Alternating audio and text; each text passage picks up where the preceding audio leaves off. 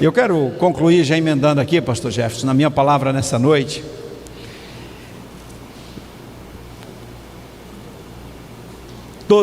Meu celular é público, meu número de celular, meu WhatsApp, muita gente, até os afegãos me mandam mensagem. A gente trabalha com refugiados, eu recebo mensagens dos afegãos pedindo ajuda.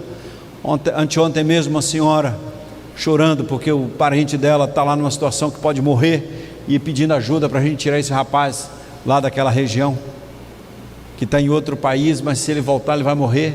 E ela pedindo, pelo amor de Deus, nos ajude. E um dia que o pessoal descobre meu WhatsApp, está na internet, meu WhatsApp é público, qualquer pessoa aqui pode me mandar uma mensagem, qualquer aluno, qualquer professor, qualquer pessoa pode mandar mensagem para mim, qualquer pessoa pode mandar. Talvez não responda na hora, mas depois eu vou olhar e vou responder. Mas qualquer pessoa aqui tem acesso ao diretor do seminário equatorial para tratar qualquer assunto. E todos os assuntos aqui nós vamos encarar, todos os problemas, todas as dificuldades, algumas lutas, como os diplomas, estamos encarando com a força, tarefa, e vamos resolver. Quando assumimos o Seminário do Sul, tinha um tanto lá pendente, e nós fomos correr atrás para resolver tudo, e nós vamos resolver em nome de Jesus, com oração e trabalho, irmãos, com oração e trabalho, unido, e todo mundo junto, a gente servindo ao Senhor com alegria.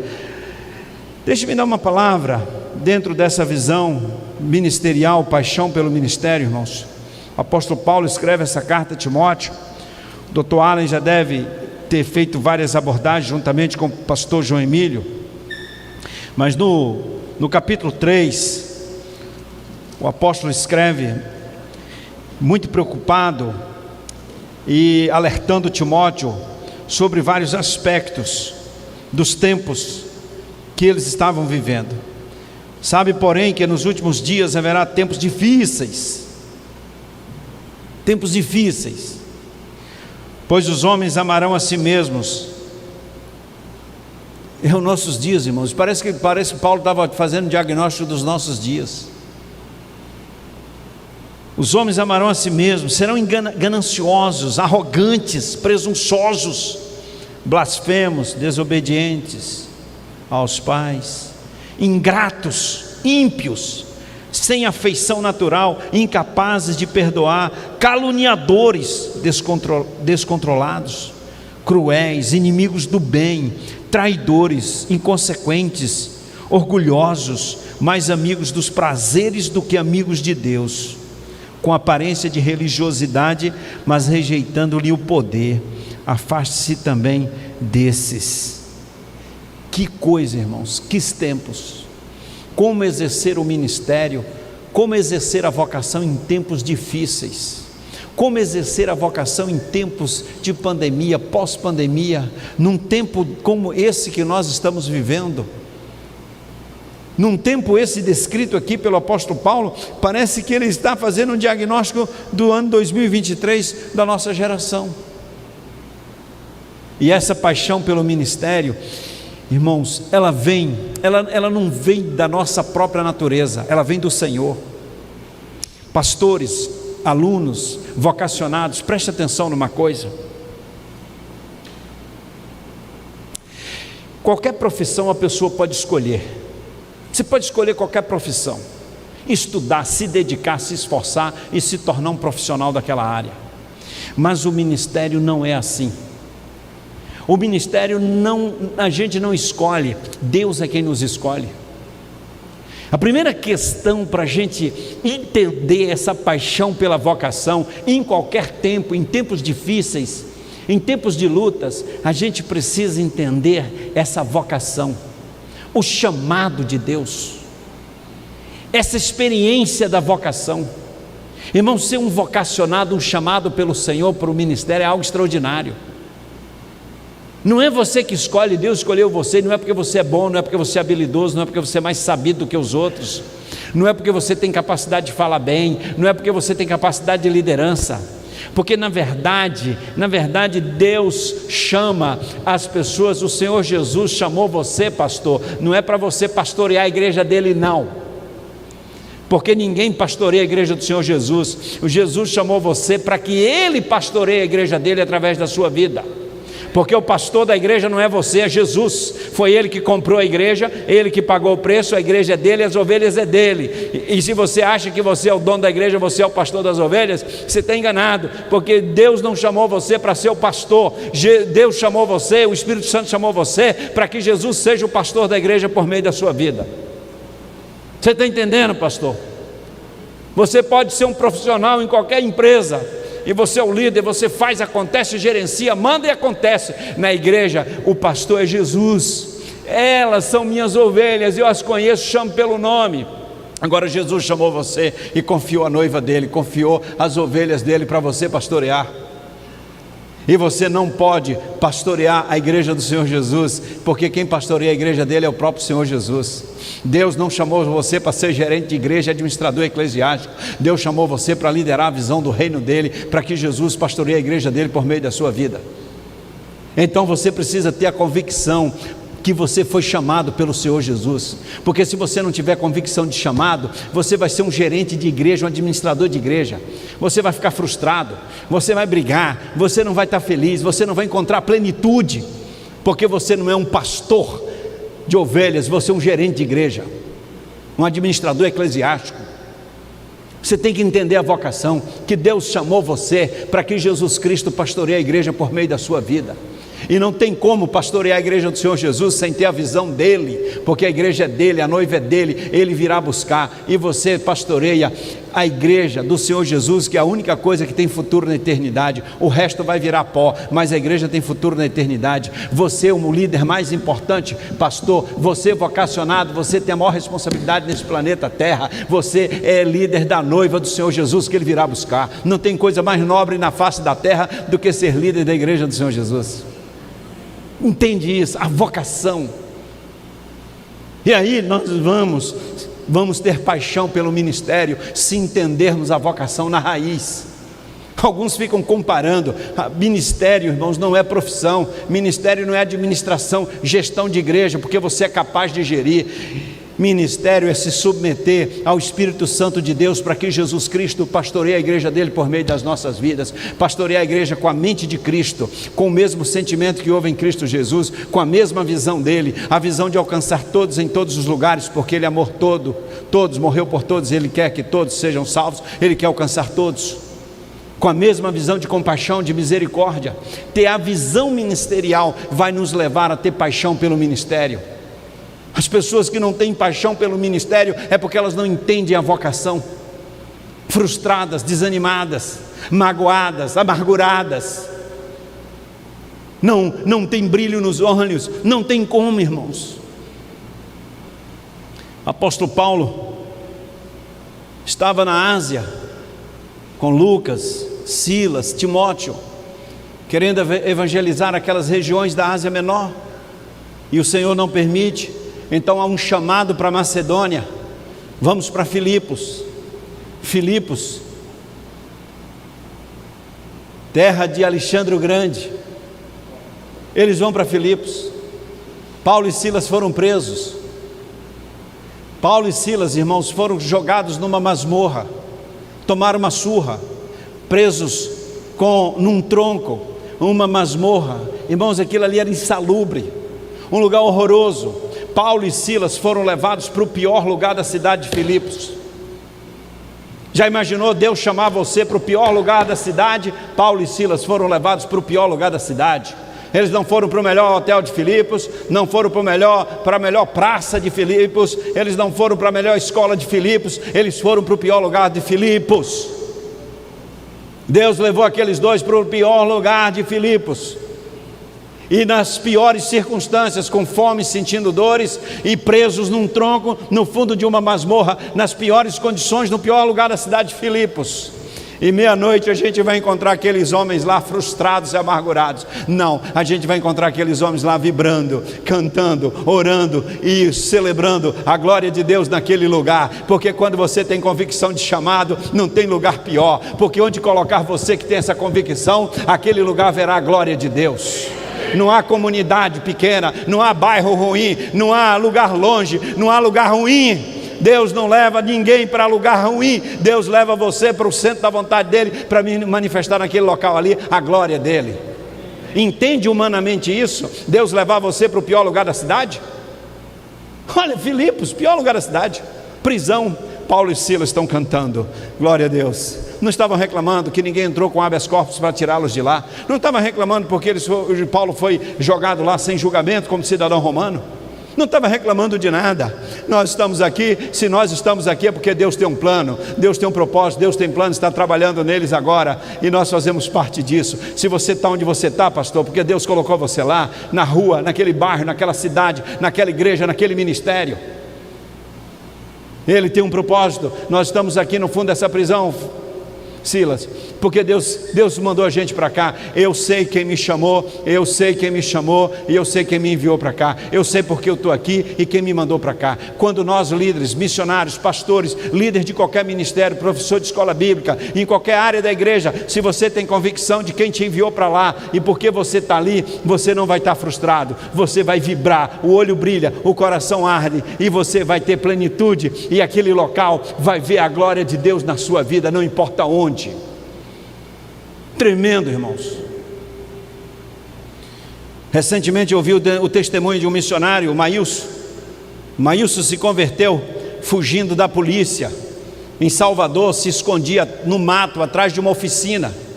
O dono da oficina ligava o rádio à noite e deixava o rádio ligado para as pessoas pensarem que tinha alguém trabalhando na oficina e não roubarem a oficina. E o rádio ficava ligado a noite toda. O Maílson, traficante na região, correndo para a polícia, queria matá-lo, e ele escondia atrás, e outros traficantes queriam matá-lo, ele escondia atrás da oficina, e ficava ali, ficou uns dias dentro do mato, e à noite, aquele rádio, um programa evangélico, um moço pregando, e ali escondido dentro do mato, ouvindo dentro de uma oficina, um rádio ligado para proteger dos ladrões, aquele bandido aceita Jesus. Crê num negócio desse?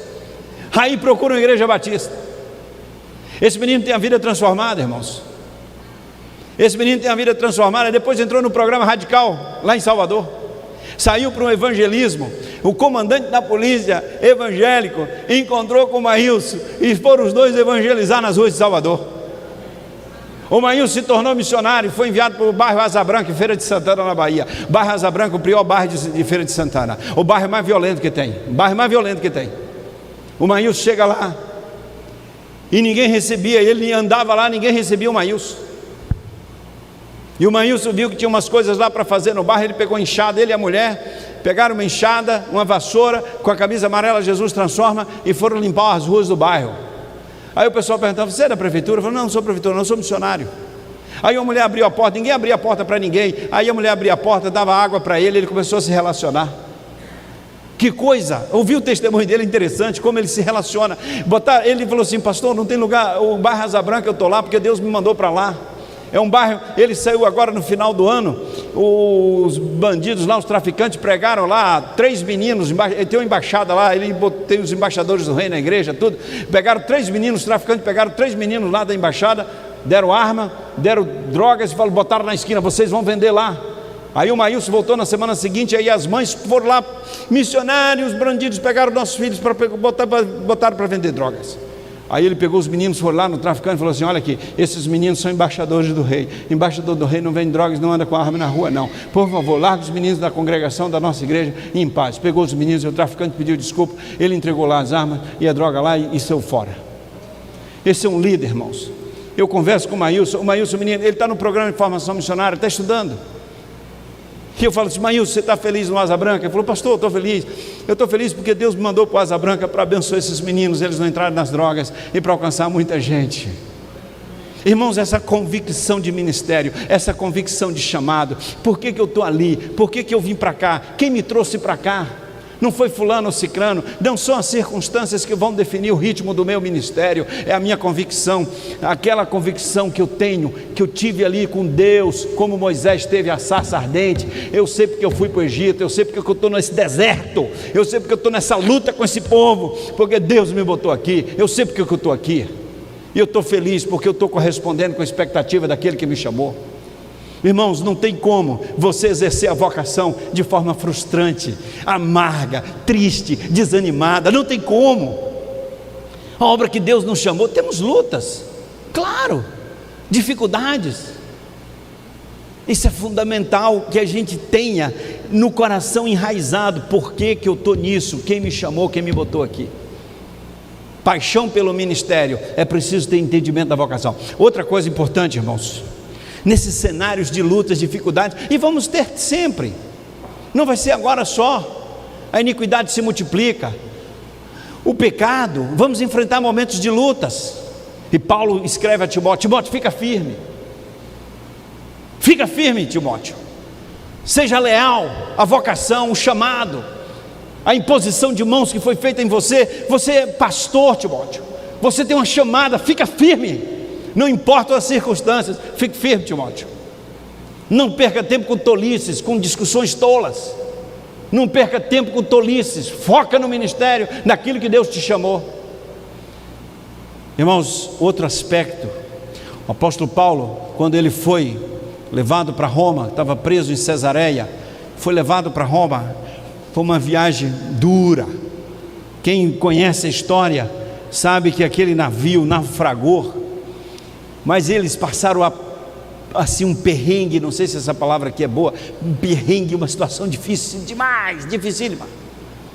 Diz o texto em Atos que eles ficaram 14 dias sem ver a luz do sol e as estrelas, sem comer nada, a situação extremamente complicada, e o navio estava indo à deriva, e ninguém, todos perderam esperança. Diz o texto que todos perderam esperança de sobreviver, todos entregaram os pontos, todos desistiram, todos perderam esperança. Vamos morrer, não tem mais jeito. No meio da tempestade, sem luz, sem uma luz no fim do túnel, sem ver as estrelas, sem ver o sol, sem esperança nenhuma. Quando todos estão naquela situação, aí aparece o apóstolo Paulo, e ele diz assim: ânimo, ânimo, ninguém vai morrer, ânimo. Ontem à noite, o Deus que eu sirvo, o Deus que me botou nesse navio, nessa confusão, o Deus que me botou aqui, falou comigo. E eu queria que vocês soubessem de uma coisa: ninguém vai morrer não, pode comer alguma coisa, porque nós vamos sair dessa via. O navio vai se perder, mas ninguém aqui vai perder, ninguém vai morrer. Uma palavra de esperança no meio da tempestade, uma palavra de esperança onde não há esperança, uma palavra de ânimo onde todos estão desanimados, uma palavra com uma visão de futuro onde ninguém está mais acreditando que haverá um futuro. Líderes para esses momentos, que tem uma palavra de ânimo e com visão de futuro, quando ninguém mais acha que tem futuro, porque eles ali tinham desistido do futuro. Não teremos futuro, mas onde há alguém que tem intimidade com Deus, consegue enxergar o futuro.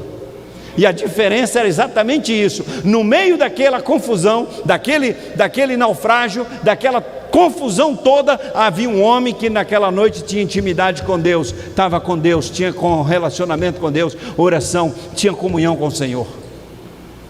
No meio das tempestades, no meio das lutas, a necessidade do discernimento espiritual. Capítulo 1 aos Colossenses, ele escreve que está aos Colossenses dizendo: estou orando para que vocês tenham discernimento espiritual, sabedoria espiritual, conhecimento da vontade de Deus. Primeiro, vocação, convicção da vocação. Quem chamou você? Por que você está onde você está? Por que Deus colocou você lá? Você tem essa convicção? Segundo, essa intimidade com Deus, esse relacionamento com Deus. Não importam as circunstâncias, o principal na vida, no ministério, é o seu relacionamento com Deus, é a sua intimidade com Deus. Isso que vai lhe dar visão, isso que vai lhe dar discernimento, isso que vai lhe capacitar, vai dar coragem, vai dar sabedoria, porque o pastor, o líder é o Senhor Jesus. E às vezes a gente quer levar o ministério com as técnicas de gestão do mundo moderno. Às vezes a gente quer administrar a igreja, ser administrador eclesiástico, sem a visão de reino, sem a visão espiritual, sem a visão de liderança do Espírito de Deus, sem intimidade com Deus, porque é o poder de Deus que pastoreia a igreja, é o poder do Senhor Jesus, que Ele é o pastor, Ele é o líder, Ele é que faz as coisas acontecerem. E às vezes a gente acha que toda a nossa capacidade, o nosso carisma, a nossa capacidade de falar, a nossa capacidade de gestão é que vai fazer as coisas acontecerem no reino de Deus. Pode fazer lá no mundo, mas aqui Ele cresce e a gente diminui. E é essa intimidade, esse relacionamento com Deus que vai fazer toda a diferença no nosso ministério. Timóteo, os tempos serão difíceis, Timóteo, mas fica firme porque Deus que chamou você. Timóteo, tenha compromisso com a palavra. Timóteo, não sai de perto de Deus, tenha comunhão, busca o Senhor porque Ele chamou você para uma obra extraordinária, liderar a igreja do Senhor Jesus. Irmãos, não tem nada mais extraordinário do que liderar na igreja do Senhor Jesus. Pensa nisso. A igreja, irmãos, não é algo qualquer, é a noiva do Senhor Jesus. Que coisa linda. Algumas pessoas, às vezes, com todo respeito, não é aqui no Pará não, mas andando por esse Brasil, às vezes tem pastor, parece que ele está fazendo bico na igreja, fazendo favor, e leva a coisa de qualquer jeito, não se prepara para pregar, a coisa é de última hora, arruma qualquer coisa na internet, não tem intimidade com Deus, sobe no púlpito sem ter intimidade com Deus, sem ter intimidade com a palavra, vai repetir ali um sermão, alguma coisa, sem estar no altar do Senhor, sem estar na presença de Deus, sem discernimento espiritual. Vamos ministrar a igreja do Senhor Jesus, e não importa se tem 3 ou 4 pessoas, não pode ter na sua cabeça essa ideia, vou falar para 1000 pessoas, eu tenho que me preparar, agora eu vou falar para 3 pessoas, não, eu vou lá e dou uma palavra. Irmãos, não faz isso, pelo amor de Deus, isso é pecado. Deus chamou Filipe, lá em Samaria, para correr para o sul de Jerusalém, na estrada de Gaza, para pregar para a multidão de 1, e ganhar aquele moço para Jesus. Às vezes leva 1 para pregar no Areópago, como levou Paulo em Atenas. E qual dos 2 ministérios é o mais extraordinário? Todos são os mesmos, o importante é corresponder com a expectativa daquele que chamou você. Então essa questão de ministrar, o ministério, irmãos, é espiritual, o ministério é espiritual, paixão pelo ministério, não há paixão pelos ministérios sem espiritualidade, não há, essa coisa seca, amarga. Eu sou romântico com o ministério, sou apaixonado pela igreja, pela palavra, pelas ovelhas, pelo reino, sou apaixonado por essa obra, aquela coisa seca, racional, sem brilho, sem alegria, sem vibração, sem paixão espiritual, sem intimidade com Deus. Não há ministério sem intimidade com Deus.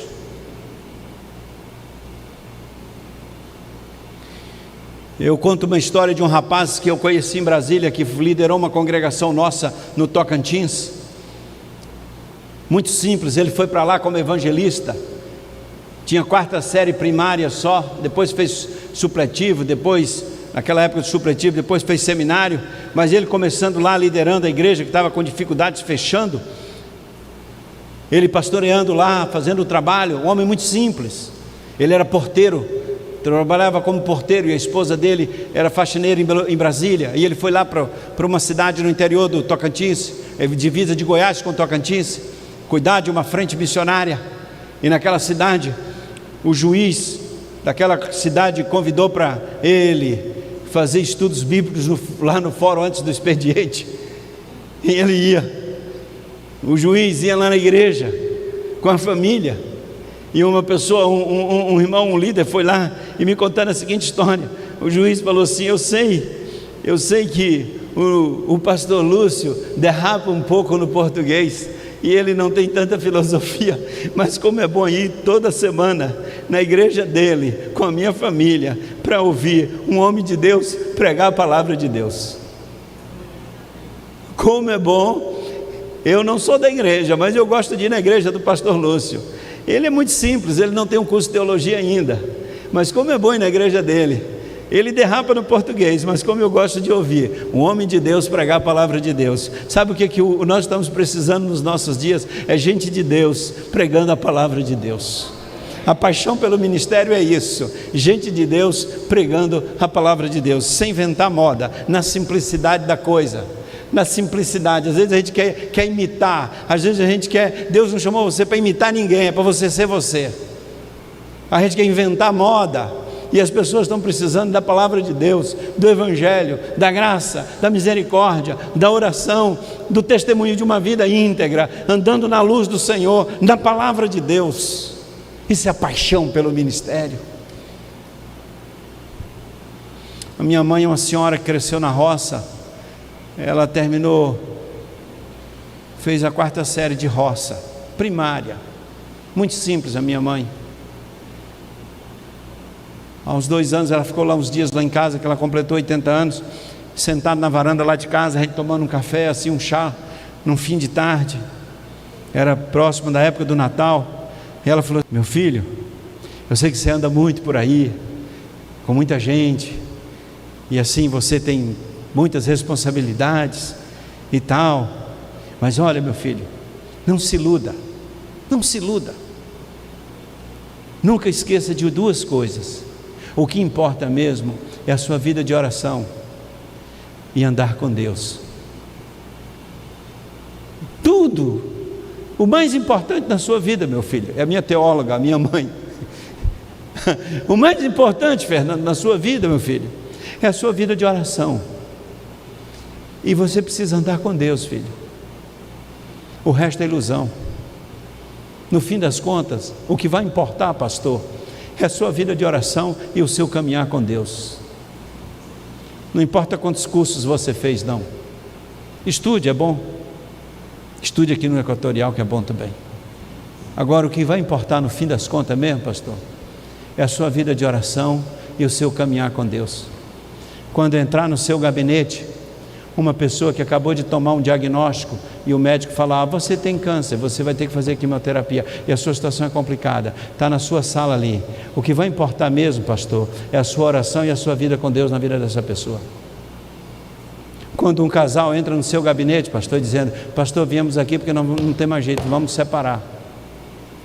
O que vai importar mesmo, pastor, é o poder de Deus na vida desse casal que você vai ministrar. Isso que vai fazer a diferença. Quando um pai e uma mãe chegar no seu gabinete e disser assim: meu filho, pastor, está nas drogas, eu não sei o que fazer, pastor. O que diferença vai fazer é a sua vida de oração, é a sua vida com Deus. Quando chega um irmão lá: pastor, a minha vida, não sei o que fazer mais, eu estou desempregado, estou devendo, eu não sei mais o que fazer, pastor. O que vai importar, pastor, para você ministrar na vida dessa pessoa é a autoridade espiritual, é a sua vida de oração e o seu andar com Deus. Isso é o brilho do ministério. Quando você vai, pastor, e chega, como eu enfrentei uma situação, um sábado à tarde, indo com a minha família, aniversário da minha filha, era em Brasília ainda naquela época, ia para o shopping para lanchar com a minha filha, estava fazendo aniversário. Quando eu estou estacionando o carro no shopping, liga, o telefone toca, que eu atendo, alguém me avisando: fulano, um membro da igreja, teve um acidente bobo de carro, o moço morreu, 4 filhos, 6, 8, acho que 9, 10 e o mais velho 12 anos, aquela escadinha. Aí um diácono me liga, falou: pastor, situação complicada, e ele já tinha ido lá no IML, já tinha identificado o corpo, um irmão que era militar. Aí eu voltei com a família, deixei a família em casa, fui para a igreja. Aí eu falei: vá alguém lá na casa da irmã, traz a irmã para o meu gabinete. Aí aquela senhora, sem entender nada, entra com 4, o que aconteceu, pastor? O senhor está me chamando? Aquela mulher entrou, está lá na minha sala, ela e os 4 filhos, e eu para dar notícia para ela, que o marido dela, que tinha saído para ir visitar a mãe numa cidade satélite ali perto, voltou, bateu o carro de bobeira, bateu a cabeça na parte do carro lá e morreu. E eu ia dar a notícia para aquelas 4 crianças, para aquela viúva. O que você vai dizer para ela? O que vai importar numa hora dessa? É a sua vida com Deus, a sua vida de oração, irmão. Dizer para aquele menino, para o menininho dele, chorando, dizendo: papai não vai voltar mais para casa, pastor? Eu falei: não vai não, ele foi para o céu, agora você é o homem da casa. Ele se ajoelhou e falou: senhor pastor, ora comigo, o que vai ser da gente? Deus chamou você, pastor, para ministrar nas vidas das pessoas com autoridade espiritual. Pastor, olha aqui para mim, você não é gerente de igreja para administrar a vida dos outros. Deus chamou você para ministrar espiritualmente na vida das ovelhas do Senhor Jesus. Pensa nisso, pastor. A responsabilidade tremenda. O pastor não pode ter uma vida de oração negligente, não pode ter uma vida de Bíblia negligente. Precisa ter discernimento espiritual porque ele está ali. Pastor, se você não tem discernimento espiritual porque você é pastor, larga. Você vai sofrer, sua família vai sofrer. Convicção, porque eu estou nisso. Você jovem que está aqui, vocacionado, deixa eu falar uma coisa para você: sala de aula não forma pastores, sala de aula não forma líderes. vai te dar conhecimento equatorial.